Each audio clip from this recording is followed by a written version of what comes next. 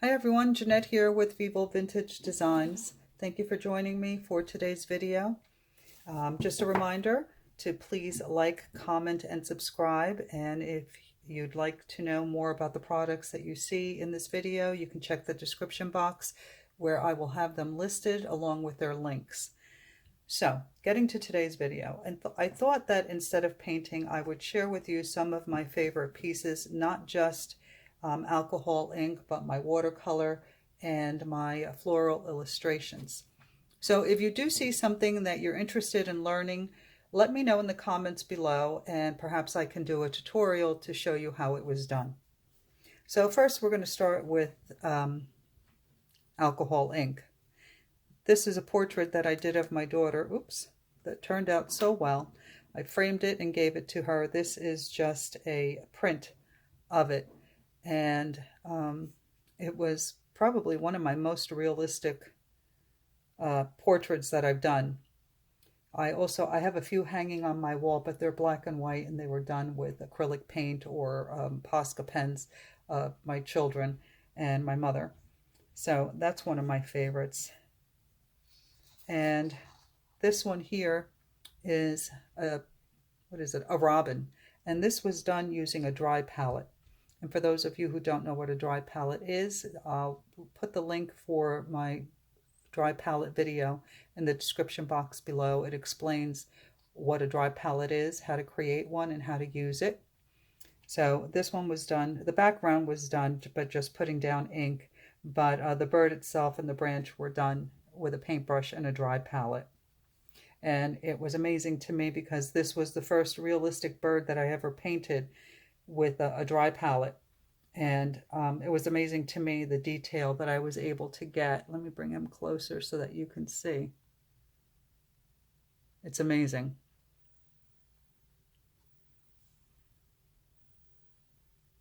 Sorry, I just had to decline a phone call.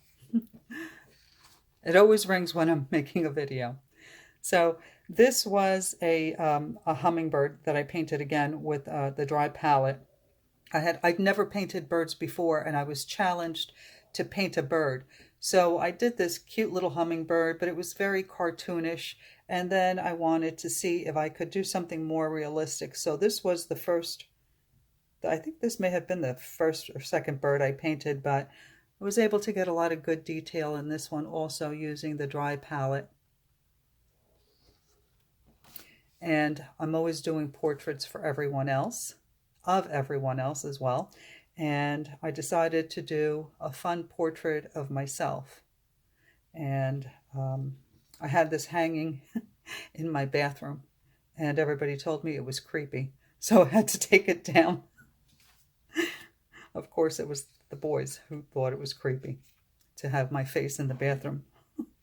Anyway, so this is a painting that I did using a dry palette as well as just dropping ink down and letting it go wherever it wanted, and then creating flowers out of the patterns.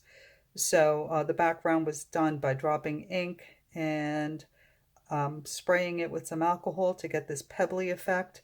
And then I did use the dry palette to create the vase, but the flowers, I just dropped the ink, and wherever it fell, I took a Posca pen and I outlined in white to create the flowers and the patterns that you see.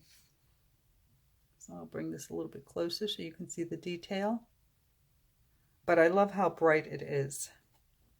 It was inspired by another artist whose name I can't remember.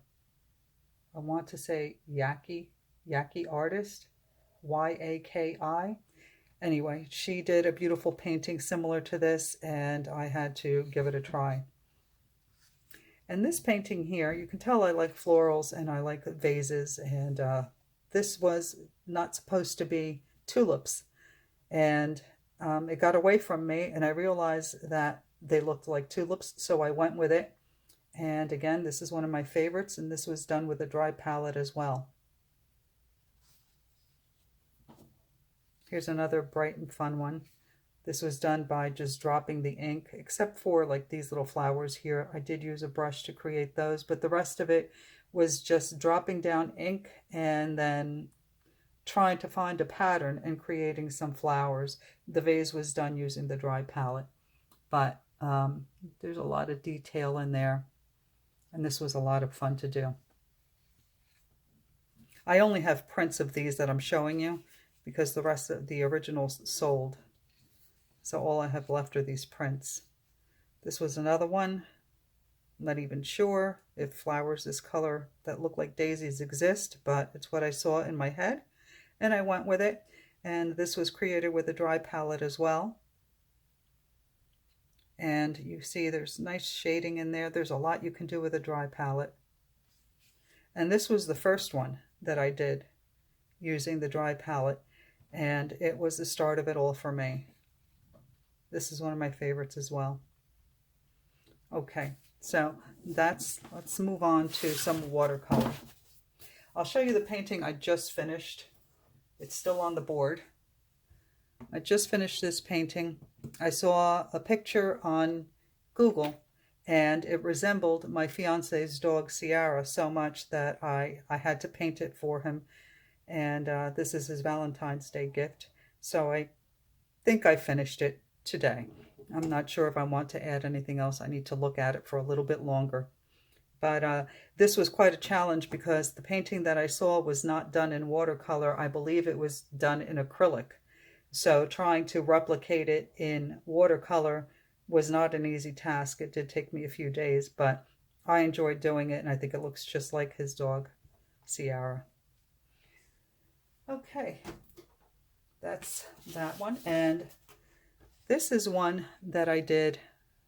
I wanted to learn how to do glass. This is watercolor. And what I did was I found an image that I liked. I printed it out in black and white and used that as my reference so I could tell the depth of color. And I only used one color to create the water and the vase itself. And these white flowers, the name of which I cannot remember. But this was a lot of fun. I think it turned out really well. I used to do watercolor when I was very young. Not very young, when I was in my early 20s. I guess that's pretty young.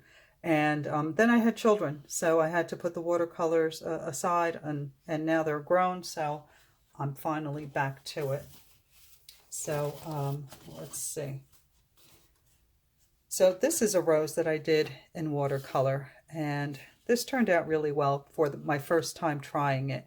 And in watercolor, for those of you who don't know, you have to do a lot of layering to get the depth and the detail and the shading and all of that. And I'm used to alcohol ink, which is instant gratification, and watercolor, you have to wait for it to dry, so then you can add another layer and another layer. And I'm not the most patient person, so this was a true test, and it paid off well because I think it turned out pretty darn good for a first time. And this is, you can say I practice a lot with the watercolor because it's not easy to work with. Even though I used it before, it was so long ago that I don't remember. So it was like starting from the beginning. So I bought this inexpensive watercolor notepad so that I could practice.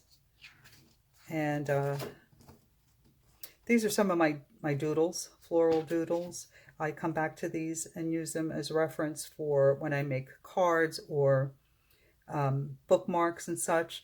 And if you see anything that you want to learn how to do, please let me know in the comments below, and I'll do a tutorial so I can show you how it's done. So again, this is just practice. And in this painting, I discovered that this is not my thing. I think florals is what I'm best at.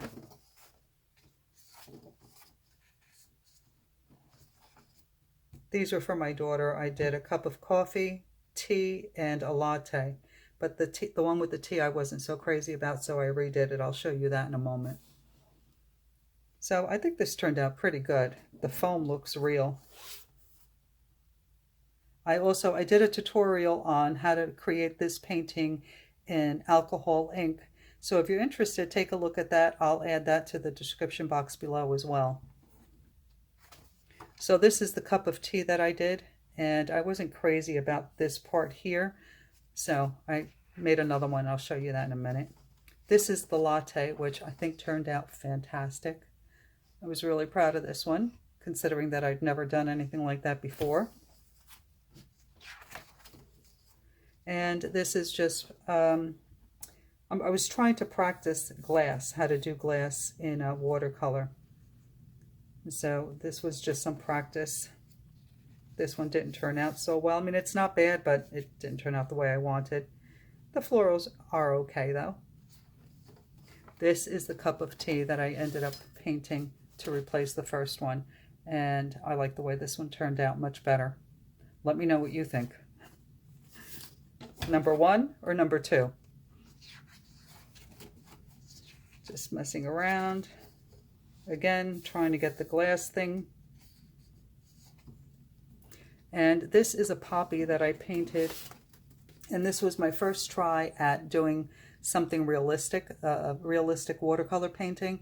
And again, it takes layers and patience and time, and that's not me, but I went for it, and I think it turned out pretty well for my first time. I wish the color had been a little bit brighter, but not bad for the first time. Let's see, what else have I gotten here? Again, just practicing some florals, some loose florals. Practicing how to paint a dandelion. I was not crazy about this, but a friend had asked me if I could paint a dandelion, so I thought I'd practice. Haven't done another since. And I did a tutorial with watercolor on how to paint glass, and this was the painting. The original was on better quality paper, so I think it turned out better. Some tulips, and this is my friend's boat that he just purchased, and as a gift. His birthday is tomorrow, and as a gift to congratulate him on the purchase of his new boat, I did this painting for him. I wasn't sure I could do it, but it came together very well. I was very pleased with it, and so was he. And you may have seen the tutorial that I did on this heart in alcohol ink.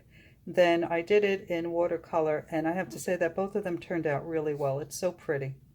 I'll put that link in the description box as well if you're interested in seeing how I did this using alcohol ink. And this is just a simple wreath and practicing some leaves. And that's all that I have in this book. I haven't done too many watercolor paintings. So this is something else that I love to do. I love to do floral illustrations.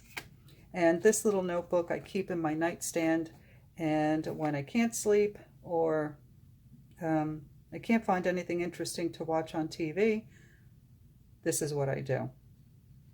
So I just keep it in my nightstand with a couple of micron pens, and I create these floral illustrations. And it's almost like therapy. You get so lost in creating these little lines and the shading and getting it right that eventually you get into a trance. I really enjoy doing these. I haven't done one in a while, so I'm going to have to pull out my micron pens.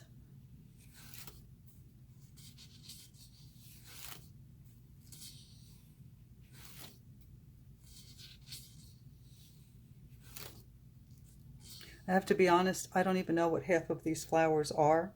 I just Google floral illustrations. I find an image that I like, and then I draw it, and I don't even know what they are.